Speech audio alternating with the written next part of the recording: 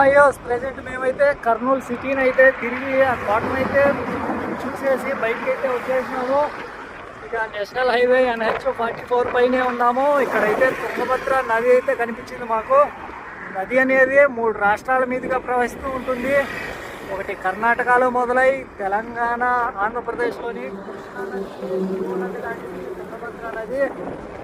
Present ఈ తుంగభద్ర నది పైన మన మ్యాస్ట్రోతో వెళ్తున్నాం. ఈ తుంగభద్ర నదిని మనం ఫుల్ఫిల్గా ఎంజాయ్ చేయాలంటే మన బార్డర్ అయినటువంటి మంత్రాలయం వెళ్తే అక్కడ ఈ తుంగభద్ర నదిలో ఫుల్ఫిల్డ్గా ఎంజాయ్ చేయొచ్చు.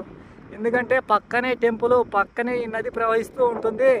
మస్తు ఎంజాయ్ చేయొచ్చు. నేనైతే అప్పుడు ఎప్పుడో వెళ్ళాను. మీలో ఎవరైనా వెళ్ళి ఉంటే కామెంట్ చేయండి, లేకనంటే తప్పకుండా ఒకసారి విజిట్ చేయండి మంత్రాలయంని. ఎందుకంటే తుంగభద్రని ఫుల్ఫిల్గా ఎంజాయ్ చేయొచ్చు. కాబట్టి దగ్గర ఊర్లలో ఈ నది ప్రవహిస్తూ ఉంది. అసలుకి మీరు ఎక్కడి నుంచి చూస్తున్నారు, ఆ ఊరి పేరైనా కామెంట్ చేయండి. తెలుసు కదా, ప్రతి కామెంట్కి నా హార్ట్స్ ఇస్తాను.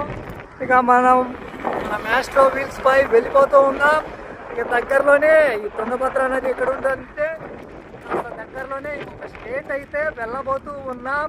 మన ఆంధ్రప్రదేశ్ని వదిలేసి ఇంకో స్టేట్ పైన ఆ స్టేట్ పైకి అయితే లాస్ట్ ఇయర్ వచ్చాం. మనము నేపాల్ రైలు తీసుకుని ఆ స్టేట్లోకి ఎంటర్ అయ్యాం. 1 hour కాదు 2 hours అయితే సైక్లింగ్ చేసిన ఆ స్టేట్లో. మిగతా ఇప్పుడు చేయలేదు. ఫస్ట్ టైం ఇప్పుడైతే ఫుల్ఫిల్డ్గా ఆ స్టేట్లో సైక్లింగ్ చేయబోతున్నాం మన మ్యాస్ట్రో వీల్స్తో. లేట్ చేయకుండా వెళ్ళిపోదాం.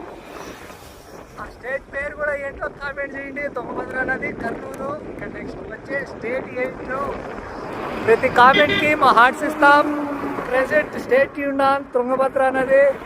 శివాన్ మ్యాస్ట్రో వీల్స్ చూస్తూ ఉండండి. అయితే షేర్ చేయండి, లేకపోతే లైక్ చేయండి, కామెంట్ అయితే చేయాలి. మా హార్ట్స్ ఇస్తున్నాం మేము.